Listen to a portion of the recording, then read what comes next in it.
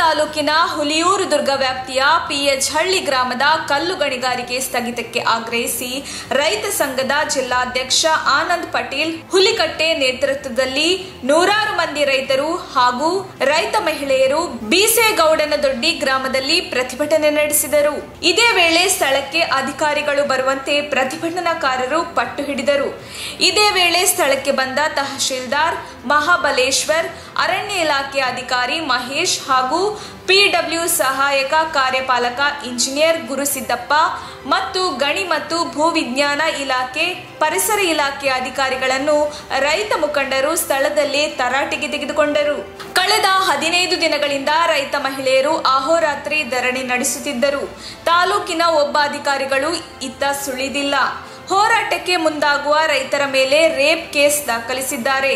ದೊಡ್ಡ ಮಟ್ಟದಲ್ಲಿ ಗಣಿಗಾರಿಕೆ ನಡೆಸಿ ಪ್ರಕೃತಿ ಸಂಪತ್ತು ನಾಶಕ್ಕೆ ಹಾಗೂ ಸಾರ್ವಜನಿಕರ ಸಮಸ್ಯೆಗೆ ಕಾರಣವಾಗಿರುವ ಗಣಿ ಮಾಲೀಕರ ವಿರುದ್ಧ ಕ್ರಮ ಕೈಗೊಳ್ಳದೇ ಇರುವುದಕ್ಕೆ ಕಾರಣವೇನಾದರೂ ಏನು ಎಂದು ಅಧಿಕಾರಿಗಳಿಗೆ ರೈತರು ತರಾಟೆಗೆ ತೆಗೆದುಕೊಂಡರು. ಒಂದು ಪರ್ಮಿಟ್ ಬಳಸಿ ನೂರಾರು ಲಾರಿಗಳು ಓಡಾಡುತ್ತವೆ, ಆದರೆ ಗಣಿ ಮತ್ತು ಭೂವಿಜ್ಞಾನ ಇಲಾಖೆಯ ಒಂದು ಚೆಕ್ ಪೋಸ್ಟ್ ತೆರೆದಿಲ್ಲ. ಬೋರ್ವೆಲ್ ಲಾರಿ ಬಳಸಿ ಕಲ್ಲು ಬಂಡೆ ಕೊರೆದು ಪ್ರಬಲವಾಗಿ ಕಲ್ಲು ಬಂಡೆಗಳನ್ನು ಸ್ಫೋಟಿಸುತ್ತಿದ್ದರು. ಕ್ರಮ ಕೈಗೊಳ್ಳುವಲ್ಲಿ ತಾಲೂಕು ಆಡಳಿತ ಸಂಪೂರ್ಣವಾಗಿ ವಿಫಲವಾಗಿದೆ. ಕೂಡಲೇ ಗಣಿಗಾರಿಕೆಯ ಸ್ಥಳವನ್ನು ಜಪ್ತಿ ಮಾಡುವಂತೆ ಆಗ್ರಹಿಸಿದರು.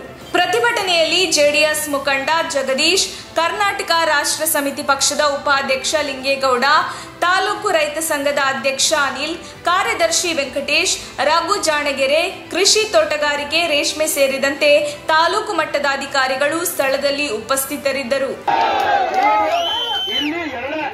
ಎಲ್ಲ ಇಲಾಖೆ ಅಧಿಕಾರಿಗಳು ರಿಪೋರ್ಟ್ ಕೊಟ್ಟರು ಕೂಡ ನಿಮ್ದೇನೆ ಜಿಲ್ಲೆ ಪಾತ್ರ ನಡೆಸಬೇಡಿ ಅಂತ ಸ್ಟಾಪ್ ಮಾಡಿಸಿ ಪೊಲೀಸ್ ಇಲಾಖೆಗೂ ಗೈಡ್ಲೈನ್ಸ್ ಕೊಡಿ. ಏನಂತ ನಮ್ದು ವರದಿ ಬರೋವರೆಗೂ ಅದೇ ಕಾರಣಕ್ಕೂ ಇಲ್ಲಿ ಪ್ರೆಸರ್ ನಡೀಬಾರ್ದು ಅಂತ ಹೇಳಿ ನೀವು ಕೂಡ ಕೊಡಿ, ನೋಟಿಸ್ ಕೊಡಿ, ನಡೆಸಬಾರ್ದು. ಇವತ್ತು ನೋಡಿ ಇಲ್ಲಿ ಮಾಡೋಗಿ ಅಂತ ಅಷ್ಟೇ. ಇವ್ರು ಬೇರೆ ಏನು ಕೇಳ್ತಾ ಇಲ್ಲ.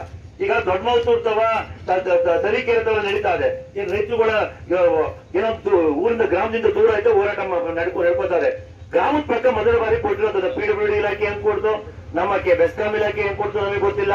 ಪೊಲ್ಯೂಷನ್ ಕಂಟ್ರೋಲ್ ಬೋರ್ಡ್ ಪಕ್ಕದಲ್ಲಿ ಧಾರ್ಮಿಕ ಕ್ಷೇತ್ರ ಅದು, ಹಿಂದೂ ಮುಸ್ಲಿಮರ ಧಾರ್ಮಿಕ ಕ್ಷೇತ್ರ ಅದು. ಹಲವಾರು ಜನ ಮುಸಲ್ಮಾನಗಳು ಆ ದರ್ಗಾ ಬೆಳೀತಾ ಇರುವಂತ ದರ್ಗಾ, ಪವಿತ್ರವಾದ ಸ್ಥಳ ಅದು.